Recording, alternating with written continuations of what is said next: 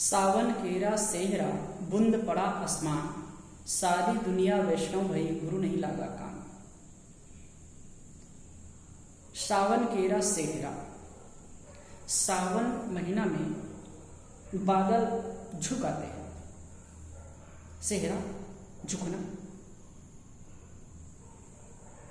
सेहरा होता है वो झुका हुआ रहता है नीचे की ओर। तो इसी प्रकार सावन केरा सेहरा, बादल जो झुक आते हैं, सावन में बादल झुक आते हैं, बूंद पड़ा आसमान और बूंदे भी गिरी, पृथ्वी तरबतर हो गई। ठीक ऐसे ही कथाकारों वक्ताओं के ज्ञान से ज्ञान की झड़ी लग गई। वो लोग खूब ज्ञान की बातें कहने लगे और जनता तरबतर हो रही, सारी दुनिया वैष्णव हुई। अब एक प्रकार से लगने लगा कि सारे लोग भक्ति भाव से ओत-प्रोत हो गए, लेकिन गुरु नहीं लागा कान। लेकिन गुरु के ज्ञान इनके कान में नहीं लगे, गुरु की बात इनके कान तक नहीं आई। क्यों? क्योंकि जीवन में जो एक तब्दीली चाहिए, जीवन में एक परिवर्तन चाहिए, वो नहीं हो पाया।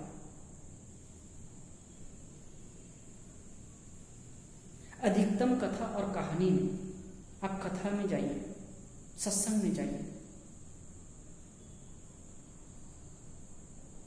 सत्संग की बात तो अलग है, कथा में खास करके अमुक की कथा और महिमा की बात और अनेक प्रकार की बातें होती है। और उसी में जैसे कि राम की कथा है तो राम के वनवास की कथा, सीता हरण की कथा और सब बातों में, और लोगों को रुलाते हैं। और इस प्रकार की बातें बताई जाती है कि लोग विवल होकर के, और मानो कि अभी घटना घट रही है, इस प्रकार से उनको कथाकार इस ढंग से रोचक बना करके उसको कहते हैं, इस प्रकार भावपूर्वक कहते हैं कि रोने लगते हैं। और वो कथा का मूल रहता है। तो इससे समाज का क्या लाभ है? जिस प्रकार की जो बात समाज को मिलनी चाहिए, जिसमें समाज का परिवर्तन हो सकता है, वह बात तो नहीं होती है। वही बात साहब कह रहे, सावन केरा सेहरा बूंद पड़ा आसमान, सारी दुनिया वैष्णव भाई गुरु नहीं लागा। बात तो बहुत कही गई, उपदेशों की झड़ी लग गई, लेकिन कोई भी व्यक्ति के कान में यथार्थ शब्द नहीं पड़ा, गुरु के निर्णय शब्द उनके कान तक के नहीं गए। अब इसीलिए जो परिवर्तन होना चाहिए नहीं। देखो, इतने सारे कथा कीर्तन का आयोजन होता है और फिर भी समाज अंध मान्यता और पाखंडों में कितना पड़ा हुआ, कितना उलझा हुआ है, व्यर्थ की मान्यताओं में, भ्रम अंधविश्वास में। क्यों? क्योंकि कथाकार लोग इस पर बोलते नहीं, कहते नहीं, केवल कथा कीर्तन करके हंसाते और रुलाते हैं। जो जमीनी हकीकत है उसको तो बताते नहीं, जो परिवर्तन चाहिए समाज में वो तो बताते नहीं। और कितने लोग कहते हैं अगर ज्यादा यथार्थ बात बताएंगे तो फिर वो आएंगे कहाँ? अधिकतम लोग उठ के चले जाएंगे। अब ये डर है वक्ताओं का।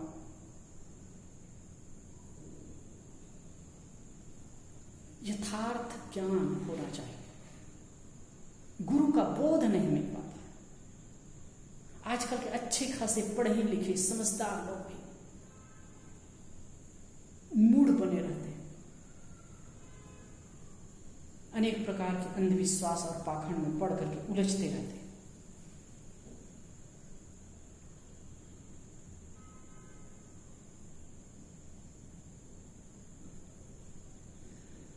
साहिब कह रहे हैं यहां पर कि यथार्थ ज्ञान के बिना भले ही लगता है कि वैष्णव हो गए, लेकिन भ्रम अंधविश्वास में लोग पड़े रहते हैं और उनका जीवन अव्यवस्थित होता रहता है। वास्तव में गुरु कौन, इस पर हम यथार्थ सद्गुरु अगर जीवन में मिल जाए ना तो जीवन में परिवर्तन होगा। यथार्थ गुरु कौन, इस पर हम थोड़े से चर्चा करें। वास्तव में जो ऊंच नीच, ये सहज रूप से मैं कह रहा हूं, कोई भी कहीं भी मिले वो गुरु बनाने लायक है। मैं कुछ पॉइंट दे रहा हूं कि यथार्थ गुरु की पहचान क्या है। जो ऊंच नीच, अंधविश्वास, धर्म मजहब और पाखंड की बात बताए वो यथार्थ गुरु नहीं हो सकता, बल्कि जो मानवता की बात बताए, मानव मानव में समानता और एकता की बात बताए, वो गुरु। हिंसा, हत्या और पापाचार की जो से हटाकर,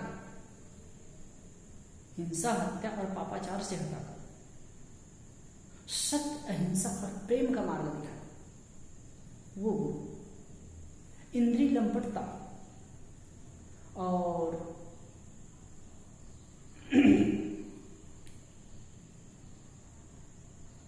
शिक्षाचार्यता, इंद्रिय लंपटता और शिक्षाचार्यता से दूर करके संयम और शील का पाठ पढ़ाए, वो गुरु।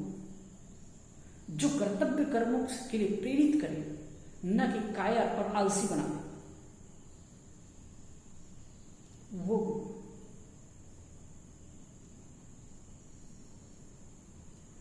किसी प्रकार के भी भ्रम, अंधविश्वास और पाखंड में न उलझाए, बल्कि सत्य की राह बताए, निर्भ्रांत बोध दे, वो गुरु। परोक्ष में न उलझाकर अप्रोक्ष की बात बताए,